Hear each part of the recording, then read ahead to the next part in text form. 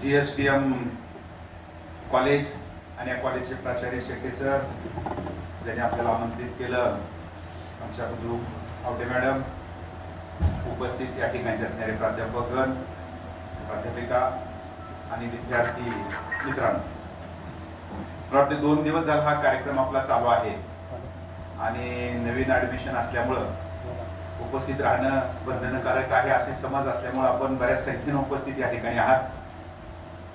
तर हे होत असताना शेवटच्या टप्प्यावर आपण या ठिकाणी आलेलो आहोत.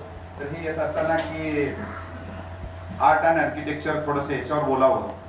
आताच माझा परिचय करून देत असताना त्यांनी सांगितलं की पर्यटनाची आवड आहे आणि मी पण डॉक्टर, परंतु डॉक्टरांनी सामाजिक क्षेत्रातले डॉक्टर, त्यामुळं जात असताना आमच्या जी वृत्ती असतात नेहमी डोळे थोडेसे उघडे असतात.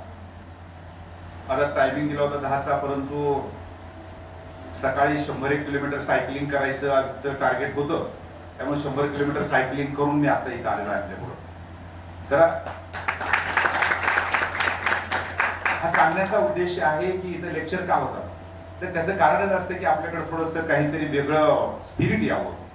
तर त्या स्पिरिटचा भाग घ्यावा हा एक उद्देश होता. आणि डॉक्टर आम्ही कुठले, मी काही इंजिनिअरिंग क्षेत्रातला नाही, मेडिकल मधला पण नाही. आताच माझा जो परिचय करून दिला की दर आठवड्याला एक माझं पुण्यनगरीला गाळीव इतिहास नावाचं एक सदर येतो. ऑल महाराष्ट्रासाठी लिहितो, पेड कॉलम लिहितो. आणि गाळीव इतिहास doctor Satish Kadam YouTube channel आहे, ते सुद्धा फार फार छान असं चाललेलं असतं. त्याच्या माध्यमातून वेगवेगळ्या प्रकारच्या घटना देण्याचा मी प्रयत्न करत असतो. आणि या घटना देत असताना ज्यावेळेस आम्ही आताच मला एवढं वर्णन एवढ्या करता करायचं होतं की सामाजिक क्षेत्रातले डॉक्टर, सामाजिक शास्त्रातले आम्ही डॉक्टर असतो, त्यामुळे आमच्या जे काही नजरा असतात थोड्याशा उघड्या असतात. आणि त्यानुसार आता मला वाटलं की मला उशीर झालाय तिथं कॉलेजवर पोहोचायला, म्हणून थोडं फास्ट चालू झालो. फास्ट येत असताना माझ्या पुढे एक ट्रक होता आणि त्या ट्रक काय लवकर साईड देत नव्हता. त्यामुळं आपल्याला माहित आहे की सर्वात या भारतातलं जर नॉलेज असेल, भारत किती साक्षर आहे हे जर पाहायचं असेल तर आपल्याला आपल्या रोड रस्त्यावर, केकतडावर, कुठतरी एखाद्या सार्वजनिक ठिकाणच्या असणाऱ्या भिंतीवर आपली साक्षरता देशाची समजते की किती लोक साक्षर आहेत. त्याच्यानुसार ज्यावेळेस आम्ही जो ट्रक होता त्या ट्रककडे माझं लक्ष गेलं आणि लक्ष गेल्यानंतर ट्रकच्या खाली एक भरमसाठ अशा प्रकारची नावं ट्रकच्या खाली लिहिलेली होती. चिंटू, मिंटू, पिंकू, रिंकू अशी भरपूर नावं लिहिली होती. खाली एक वाक्य लिहिलं होतं, बँक ऑफ महाराष्ट्राच्या सौजन्याने. हे मला कळलं नाही नेमकं काय त्याला म्हणायचं आहे. पुढं थोडस गेलो, पुढं लिहिलं होतं त्यानं की आई वडिलांचा आशीर्वाद. मला वाटलं ड्रायव्हर बरा आहे. आई वडिलांचा आशीर्वाद खाली लिहिलं होतं, भाड्याने मिळेल.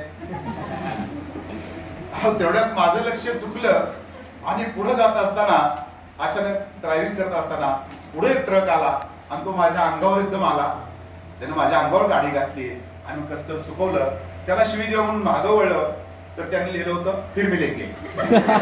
तर अशा प्रकारे आपल्या जी काही वृत्ती असतात, सामाजिक क्षेत्रामध्ये आम्ही काम करत असतो. आणि काम करत असताना आपल्या प्रेझेंटीवर मला लक्षात आलं की मी सुद्धा आमच्याकडं सिनियर कॉलेजला लेक्चर आहे आर्ट्सचा. तर त्यावेळेला आमच्या एक ऑब्झर्वेशन म्हणून मी बघत होतो की सर्वात जास्त प्रेझेंटी आम्हाला फेब्रुवारी महिन्यामध्ये आढळून येते आणि सर्वात जास्त ज्याला आपण अपसेंटी ही राखी पौर्णिमे दिवशी असते.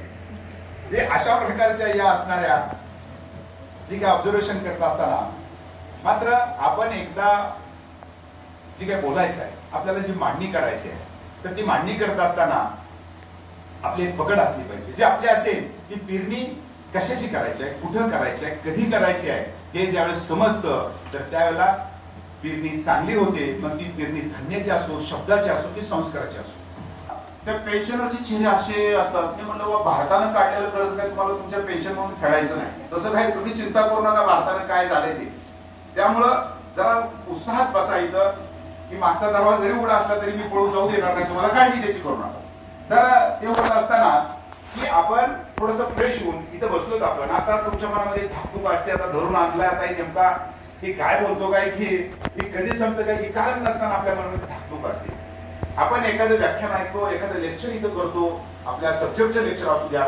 मित्रांनो आपल्याला माहित असलं पाहिजे किमान 40-50 पुस्तक आपण जेवढं वाचन होत नाही तेवढं लेक्चरमध्ये प्रेझेंटेशन होत असतं, कुठल्याही असू द्या, कुठल्याही विषयाचं असू द्या. त्यामुळं ते आपल्या मनामध्ये असलं पाहिजे. आपल्यातून आता आमच्यातून पुढे गेलेला आहात.